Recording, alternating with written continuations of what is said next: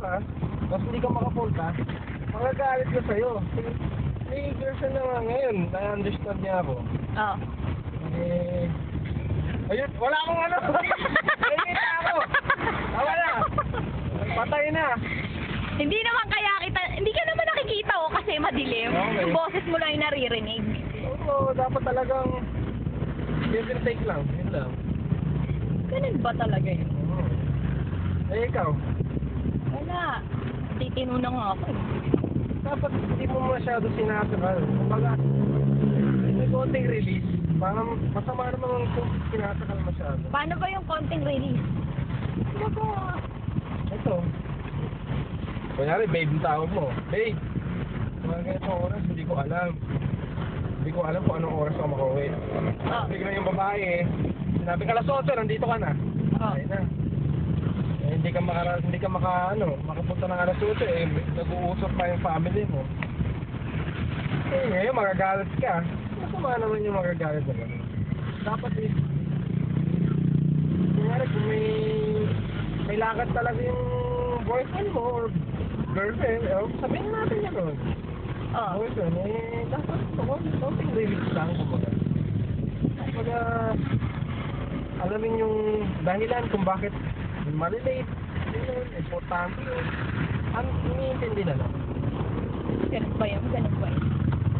Bait naman pala nung 18 years old na yun, no? Bata-bata niya pa, napaka-understanding niya naman. Matalino yung scholar eh. Bakit? Matalino din naman ako. Mas matalino. Hindi lang ako scholar, pero Dean's Lister naman ako. Pwede na yun. Pwede naman. Bakit ikaw? Ano ba yung ano mo sa boyfriend mo? Talagang hinihigpitan mo talaga yung boyfriend mo? Hindi, depende lang. Eh, hindi, kasi naman kung ito na lang yung time, eh bakit pupunta pa siya sa iba, tay?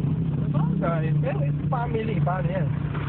Eh, syempre, time management yan. Dapat alam niya kung Tama paano. yan. Mag-girlfriend siya, tapos di niya alam kung paano i-handle. Tay. Kumbaga, handle niya yun. Kaya niya handle. Kumbaga, yung oras lang ha, hindi nakikisama. Kumbaga, dapat talaga ma-understand. Pinita mo ganun. Ako, katulad ko. 2 girlfriend ko. Parehas ko sila mahal. Ba? Hindi ko alam kung sino. Ano ba number ng mga girlfriend at may padala ng video na to? Patay na tayo. Patay na tayo. Nakso. Tama. Sige. Blanco mo. Ikaw na baka babaero mo. Grabe ka. Hindi naman ako babae. Namimili na ngayon. Hindi ka tulad dati.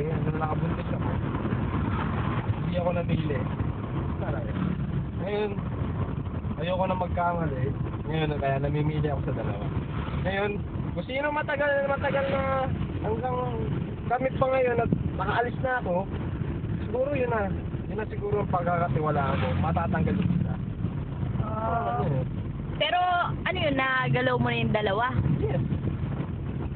Eh, paano mo nagalaw ng agad-agad? Siguro hindi na din sila, ano? Ay, hindi. Napatunayan ko yan. Pareho sila?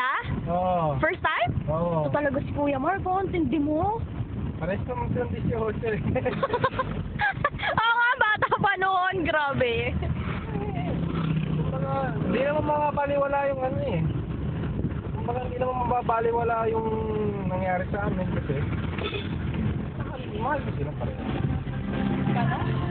Mga lalaki talaga, oh. Sa amin kasi, iba yun. Ngayon, iba-iba kasi ano ng lalaki. Kumbaga, may stick to one. Pero, stick to one na yun. Katulad ko, nag-stick to one ako. Kaya, hindi na nang gago. Hindi naman ako. Yung babae nang gago. Kaya ngayon, totoo nga sinabi nga ng barkada ko. Oh. Kahit asawa niya yan, masusunod.